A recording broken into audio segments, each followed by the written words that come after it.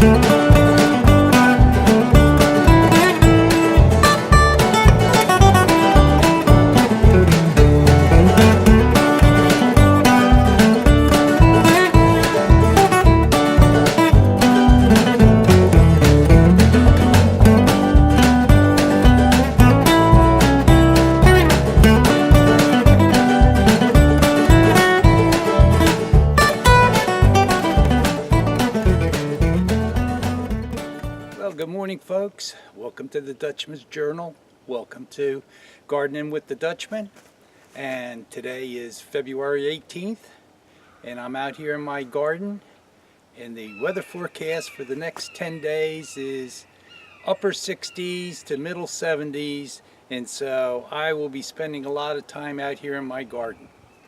As I indicated, this video is going to be about planting the potatoes that we had cut into sets. This is a bed that I'm going to use for potatoes, and this little area here, well, I'm not exactly 100% sure what I'm going to use it for. Part of this bed that I'm using for potatoes is also going to have an area where I will have a climbing vegetable. So let's go in and see how our potato sets are doing. It's 9 a.m. and it's almost 90 degrees here in the little greenhouse, so I better open the vent. And here are the potato sets that we worked on last. As you can see, they've developed this callus on them. And we're going to go ahead and set them out into the garden. I put in a furrow or a trench here in my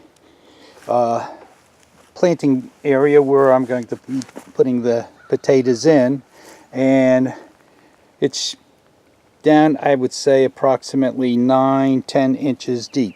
I'm going to take the russet seed potatoes that I bought, and they're just starting to develop little eyes, and I'm going to place them in the trench.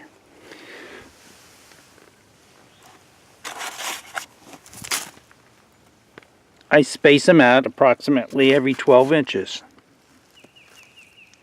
In my 8-foot row, I'm able to put in 8 potato sets, and they will produce probably 5 to 10 times the amount of potatoes that are in there. So we're talking that from those 8, I'll have up to 80 potatoes in this row.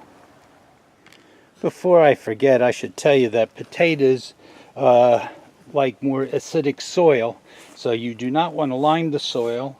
One of the things that happens if you lime your soil, the potatoes will develop what they call scab on it, which is an unsightly area, and normally you have to remove it if you're going to eat it. So what I do in order to cover these up, I just cover them with about 4 inches of soil.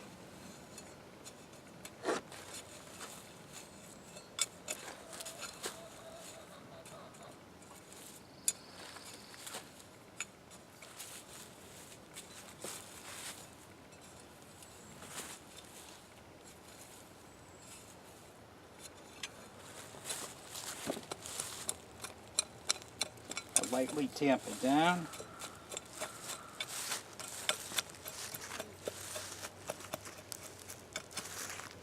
And when I'm done installing the other rows, I will go ahead and water them. Now as these potatoes grow up, I'm going to take that little pile of soil there and slowly keep filling the top until they get up to probably about 6 inches.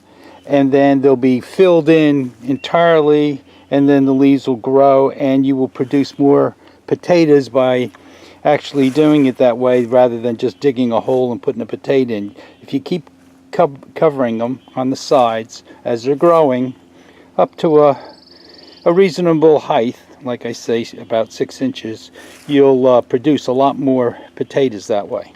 I've labeled this row russet seed potatoes because these were the seed potatoes that I purchased from the big box store, and the date, and they happen to be Burbank russets. So I'm going to place that at the end of my row. I made the trench for my second row, and in reality it's about 18 inches from the first row. And in this row I'm going to go ahead and be putting in the seed potatoes I bought, which are the red potatoes. I always plant my potatoes with the cut side down and lightly press it into the ground. And now we have 8 potatoes planted, and I'm going to cover these with about 4 inches of soil. What'll be interesting is right in this spot here I have a tree stump, and we'll find out during harvest time if that's interfered with the growing of these plants. Go ahead and space out and plant 2 more rows. This is the store-bought organic potatoes, and I picked the ones that I felt had the best eyes coming out of it, and I've placed them in this row.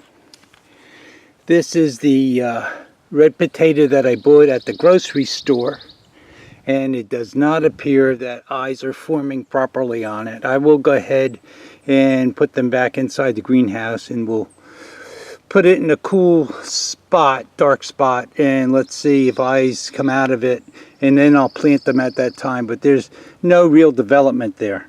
So rather than just stick these in the ground and let them rot, I will go ahead and plant the russet potatoes that I had in that spot. These are the grocery store russet potatoes that I've divided up, and they do have little eyes coming up fairly well in them. They've got their callus on them. So I'm going to put them in the row that was originally designated for the grocery store red potatoes. Here are my potato rows. 4 rows.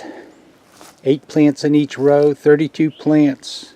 If on the minimum they produce 5 potatoes each, you're talking about around 160 potatoes.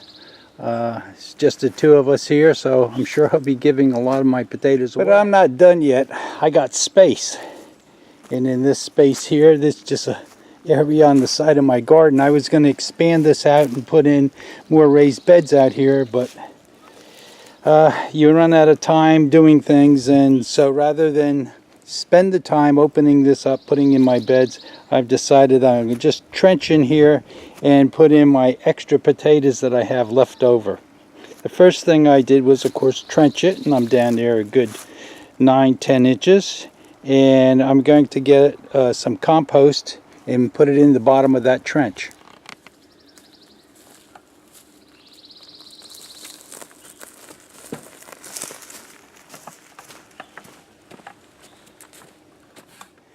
As you can see, very sandy soil. There's a lot of tree roots and stuff in there. So who knows what we're going to get out of it.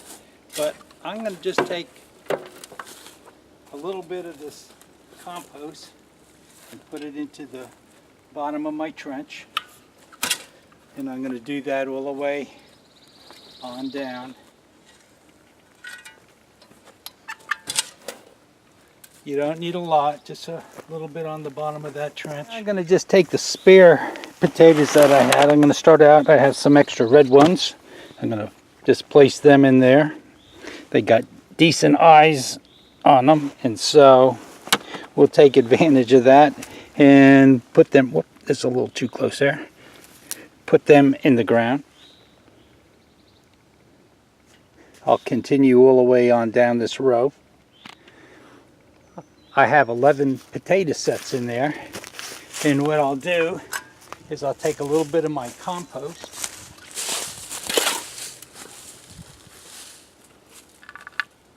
and just lightly cover the potato.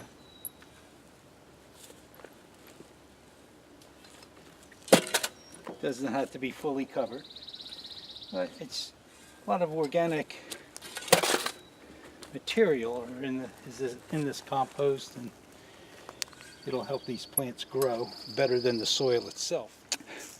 Just like the same manner we did the raised bed, we just cover this with about 4 inches of soil. We'll do that all the way on down. I'm going to leave that little pile of soil there for future covering. So the potatoes that I have left over, I'm going to just add them to my compost pile. They will become food for these little guys that we're growing out here. And I'm not too sure what I have next on my agenda, but just stay tuned. We're doing more things every day.